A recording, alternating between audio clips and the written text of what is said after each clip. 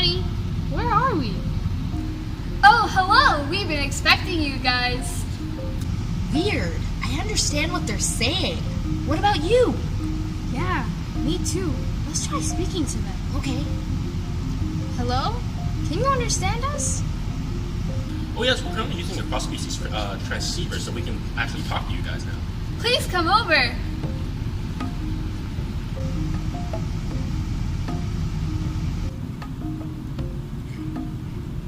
Allow me to introduce ourselves. I'm Sobiga. And I'm Brian. And we're from the Institute for the Advancement of Natural Sciences. Wow, that's cool. Since when did you humans make such a machine? Oh, it's actually fairly recent. It helps us quite a bit. Now, if you don't mind, can we ask you some questions? So, what do you want to know? Do you have any sons or daughters? Yes, we have 9 daughters and 1 son. Quite the ratio, huh? It's weird. When I was a kid, I had 4 brothers and 4 sisters. Interesting. Is that normal for most sea turtle families? Only in my area. I can't say much about the others. Oh yes, I've traveled to many areas. Many families have been having large nests of daughters lately. So when you laid your eggs, how did you go about it? Well, first they found a spot deep enough so nobody could easily find it until they hatched. I did have a hard time finding enough room though. There were so many of us at that beach. When you first hatched out, how large was the nesting ground compared to before? Much larger than what I had found. Personally, I don't have experience there. But I can say that by the time I got to sea, my older sisters were already settled in. It seems that your nesting grounds have been affected negatively by climate change. Can you tell us how? Increased acidity in the oceans, a rise in temperature and sea levels have all impacted our nesting grounds to different degrees. It's interesting that you mentioned that different variables have different effects. So which of these variables would you say is the worst? We think that the rising temperature will have the biggest effect on our nesting grounds.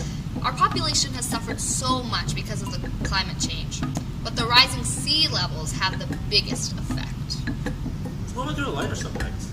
How were your hatching days, Franklin? I bet you got a lot of action back in the day.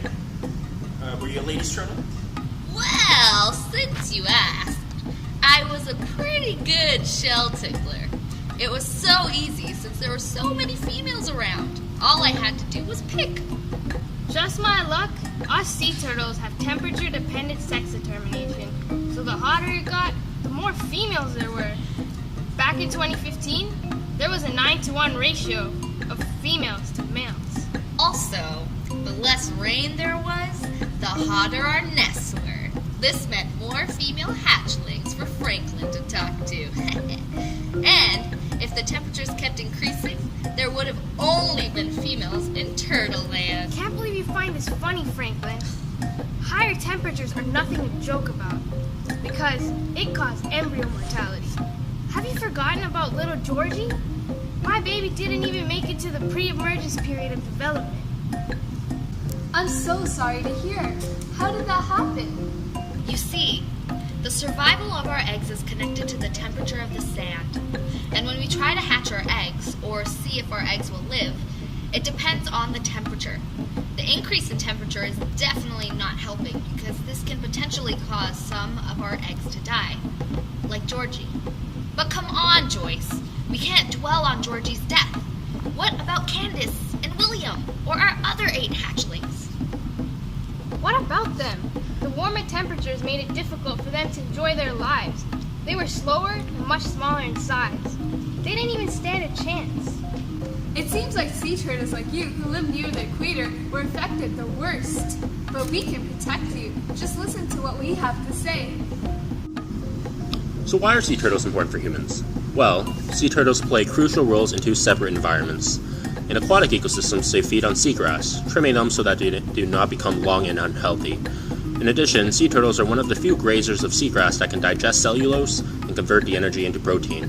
In both cases, species in upper trophic levels will see declines in population due to decreasing food supplies. This would surely affect economies reliant on fishing as a source of income. Over the past several decades, sea turtle populations have declined, and they will continue to decline if we humans do not help.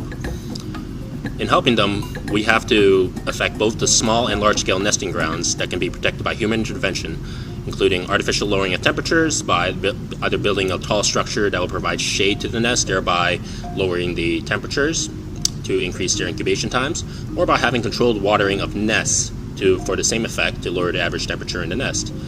Now, even with current protective measures, some populations will have entirely female offspring in some extreme models by 2070, leaving very little time for the species to adapt to the changing climate. This message was brought to you by the Institute for the Advancement of Natural Sciences.